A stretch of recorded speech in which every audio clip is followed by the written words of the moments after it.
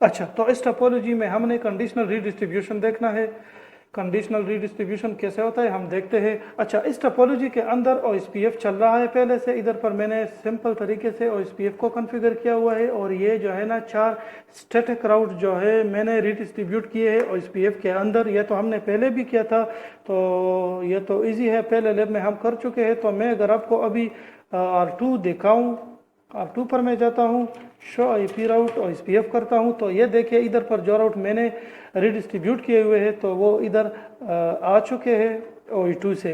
अभी मैंने क्या करना है इस लैब के अंदर, ज़रा मैं डिफरेंट किस्म की रिडिस्ट्रीब्यूशन करता हूँ। मैं R1 पर आता हूँ, इधर पर जो कि ये OE2 है, मैं इस OE2 को अभी चेंज करता हूँ और OE1 करता हूँ। तो मैं क्या करूँगा, कॉन्फ़िग टी राउटर OSPF1 मैं लिखता हूँ। पहले जो वो है उसको मैं ख़त्म करता हूँ, फॉर एग्ज़ाम्पल ज़रूरत नहीं है लेकिन रीडिस्ट्रीब्यूट स्टैटिक सबनेट को मैंने ख़त्म कर दिया। फिर मैं लिखता हूँ रीडिस्ट्रीब्यूट स्टैटिक सबनेट्स, ये मैंने कमांड दे दिया R1 पर। और फिर मैं लिखता हूँ मेट्रिक टाइप, और फिर मैं अगर क्वेश्चन मार्क करूँ तो मैं लिखता हूँ 1 मेट्रिक टाइप। मैं क्या लिखता हूँ, मेट्रिक टाइप 1। मेट्रिक टाइप 1 का मतलब है OE1। तो मैं अभी आपको R2 पर दिखाता हूँ, शो IP राउट OSPF, ये अभी देखो OE2 से OE1 बन गया। अगर आपको OE1 और OE2 का नहीं पता तो मैं आपको एक छोटा सा ओवरव्यू देता हूँ। इधर पर अगर आप लोग देखें तो OE1 OE2 ये है कि OSPF में 2 किस्म के मेट्रिक होते हैं। एक को कहते हैं इंटरनल मेट्रिक या कैलकुलेटेड मेट्रिक, और दूसरा होता है एक्सटर्नल या सीड मेट्रिक। कैलकुलेटेड मेट्रिक में ये होता है कि वो कैलकुलेट होता है, यानी अगर पैकेट एक रास्ते से दूसरे रास्ते में जाता है तो उसका जो कॉस्ट होता है वो मुसलसल इंक्रीज होता है और ऐड होता जाता है। इस तरह जो एक्सटर्नल या सीड मेट्रिक है ये कांस्टेंट होता है और इसका जो है ना बाय डिफ़ॉल्ट वैल्यू जो है ना उसकी 20 होती है और ये चेंज नहीं होता। OE1 का मतलब ये है कि फॉर एग्जांपल ये उस वक्त कैलकुलेट होता है कि एक पैकेट फॉर एग्जांपल एक लिंक को क्रॉस करता है और दूसरे में जाता है। तो फॉर एग्जांपल सीरियल लिंक है, तो सीरियल लिंक अगर एक से पैकेट गुजर गया तो 64 हो गया, अगर दूसरे से गुजर गया तो फिर 64 हो गया, तो इसका टोटल कॉस्ट होगा 128। ठीक हो गया। OSPF OE2 को क्यों यूज़ करता है या कांस्टेंट मेट्रिक को क्यों यूज़ करता है, क्योंकि अभी देखिए रिप जो है ना वो हॉप काउंट इस्तेमाल करता है या डिस्टेंस यूज़ करता है, जबकि OSPF का मेट्रिक है कॉस्ट। तो कॉस्ट और हॉप काउंट ये इंटरऑपरेटेबल नहीं है, तो ऐसे हालात में OSPF कांस्टेंट मेट्रिक यूज़ करता है बाकी प्रोटोकॉल के लिए, यानी रिप और EIGRP के लिए वो ये करता है।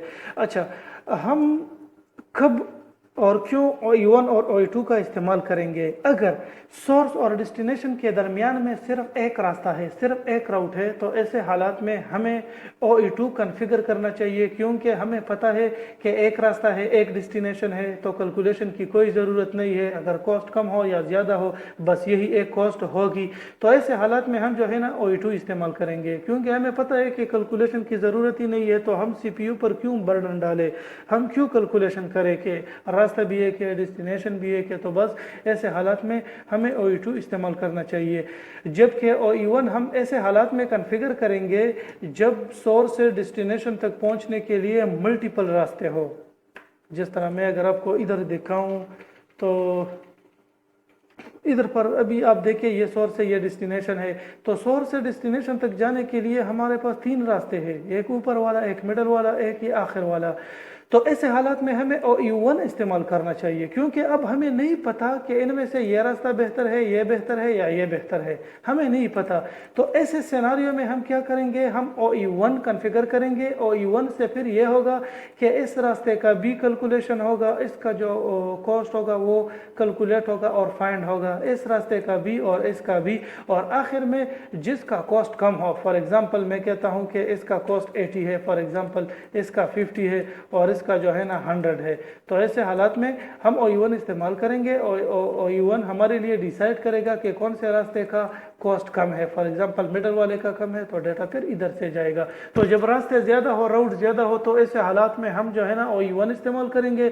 लेकिन अगर रास्ता सोर्स और डेस्टिनेशन के दरमियान में सिर्फ एक हो तो फिर तो ज़रूरत ही नहीं है कैलकुलेशन की, फिर हम OE2 इस्तेमाल करेंगे। ठीक हो गया।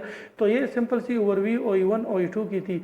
तो इधर पर मैंने आपको ये दिखा दिया कि मैंने OE2 से OE1 में चेंज कर दिया। अभी मैंने ये करना है कि 192.168.0.0 और 192.168.2.0 ये जो E1 राउट है इसके लिए मैंने अलग मेट्रिक टाइप बनाना है, और जो ऑड है यानी 192.168.1.0 और 3.0 इसके लिए मैंने अलग मेट्रिक टाइप बनाना है। तो मैं क्या करूँगा, मैं ये करूँगा कि अभी तक जो कॉन्फ़िगरेशन हमने की रिडिस्ट्रीब्यूशन की, तो मैं इसको फ़िलहाल ख़त्म कर देता हूँ, उसको डिफ़ॉल्ट पर लाता हूँ। इधर पर हमने ये रिडिस्ट्रीब्यूशन की है, इसको मैं नो करता हूँ। तो मतलब R2 अभी शो IP राउट OSPF अभी ये डिफ़ॉल्ट पर चला गया। तो अभी मैंने क्या करना है, मैंने ये करना है कि इधर मैं आपको लिखता भी हूँ कि E1 के लिए मैंने फॉर एग्ज़ाम्पल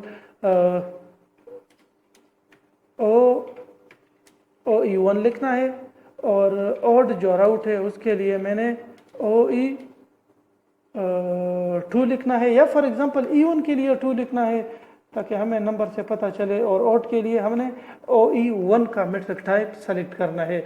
तो मैं क्या करूँगा, मैं ये करूँगा, बहुत ही आसान है, हम रूट मैप के ज़रिए इसको करेंगे।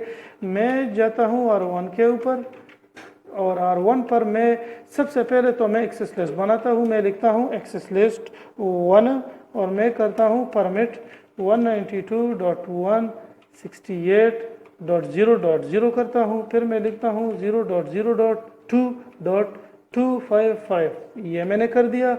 और इसके बाद मैं लिखता हूँ एक और एक्सेस लिस्ट, उसका नाम होगा 2, वो इधर होगा 1 और बाकी वही। अच्छा, ये जो एक्सेस लिस्ट है ऊपर वाला, तो इसको अगर हम एवेलुएट करें तो इससे 2 राउट्स निकलेंगे, एक होगा 0 और एक होगा 2। अगर इसको हम एवेलुएट करेंगे तो एक निकलेगा 1 और एक होगा 3, तो इससे इवन निकलेंगे और इससे ऑड। अच्छा, मैं एक काम ये भी करूँगा कि इस वीडियो के नीचे डिस्क्रिप्शन में आपको पूरा का पूरा टेबल प्रोवाइड करूँगा ताकि आप लोगों को पता चले कि अभी यहाँ पर मैंने 2 लिखा हुआ है तो हम कौन सा ब्लॉक कहाँ पर यूज़ करेंगे। तो मैं पूरा का पूरा एक आसान सा टेबल आपको प्रोवाइड करूँगा नीचे डिस्क्रिप्शन में, तो फिर आप लोग देखें, आपको और भी आसान होगा। तो अभी सिर्फ इधर पर 0 से लेकर 3 से, यानी ये पूरा का पूरा एक ब्लॉक है, 0 1 2 3, ये पूरा का पूरा 4 का एक ब्लॉक हो, तो ये 2 से सॉल्व होता है। मैं ये चाहता हूँ कि इससे जो है ना 0 और 2 निकल जाए और इससे 1 और 3। तो इस तरह पूरा का पूरा एक टेबल है, वो मैं आप लोगों को प्रोवाइड करूंगा, डिस्क्रिप्शन में लिंक दूंगा, तो वो आप देखें, तो फिर जिस तरह सिनारियो हो वो आप लोग फिर हल कर सकते हो। तो मैंने एक लिस्ट बना दी है। इसके बाद मैं राउट मैप बनाता हूँ। राउट मैप का नाम मैं देता हूँ RMap, में परमिट करता हूँ, और सीक्वेंस नंबर 10 मैं लिखता हूँ मैच IP एड्रेस 1, यानी एड्रेस 1 को मैच करो और सेट करो इसके मेट्रिक टाइप को, और इसका मेट्रिक टाइप जो है ना वो लिखो क्या, टाइप 1 या 2। मैंने क्या लिखा था कि एड्रेस 1 कौन सा है, यानी 0 और 1, तो इसके लिए मतलब E1 के लिए मैंने 2 लिखना है, तो मैं इधर पर लिखता हूँ टाइप 2। मैंने टाइप 2 लिख दिया, ठीक हो गया, बिल्कुल ठीक हो गया। एग्जिट करता हूँ। मैं एक और राउट मैप बनाता हूँ सीक्वेंस नंबर 20 के नाम से, इसमें मैच करता हूँ एड्रेस 2 को, एड्रेस 2 मैच कर दिया। और इसके बाद मैं सेट करता हूँ मेट्रिक टाइप, इसके लिए मैं मेट्रिक टाइप 1 रखता हूँ। इसके बाद मैं अपने आदत के मुताबिक एक एम्प्टी राउट में भी बनाता हूँ और बात ख़त्म। R1 पर मैंने ये सब कुछ बना दिया। अभी मैं क्या करूँगा, अभी अगर आप लोग देखें, इसको अप्लाई करने से पहले इधर शो IP राउट OSPF, इधर पर अभी ये कहानी चल रही है। अभी अगर मैं ये पॉलिसी वाले रिडिस्ट्रीब्यूशन करूँ तो फिर आप लोग इसका कंसिक्वेंसेस R2 पर देख सकते हैं। तो मैं R1 पर अभी इसको अप्लाई करता हूँ। मैं लिखता हूँ राउटर OSPF 1। अभी मैं रीडिस्ट्रीब्यूट करता हूँ स्टैटिक राउट को, लेकिन राउट मैप के ज़रिए। मैं लिखता हूँ राउट मैप। राउट मैप का नाम क्या होगा, राउट मैप का नाम मैं लिखूँगा जो मैंने उधर मेंशन किया था, RMap। राउट मैप लिखूँगा और सबनेट्स, आखिर में मैं सबनेट्स भी लिखूँगा। इसको मैं करता हूँ एंटर, ठीक हो गया। अभी जो है ना मैं R2 पर देखता हूँ कि क्या चेंजेस आ चुकी है। सबसे पहले तो ये रिज़ल्ट आ रहा था, तो अभी मैं ज़रा देखता हूँ शो IP राउट OSPF करता हूँ, एंटर करता हूँ। Very nice, very good. अभी देखे 0 اور 2 کون سے آ رہے ہیں؟ OE2 سے، جبکہ 1 اور 3 کون سے آ رہے ہیں؟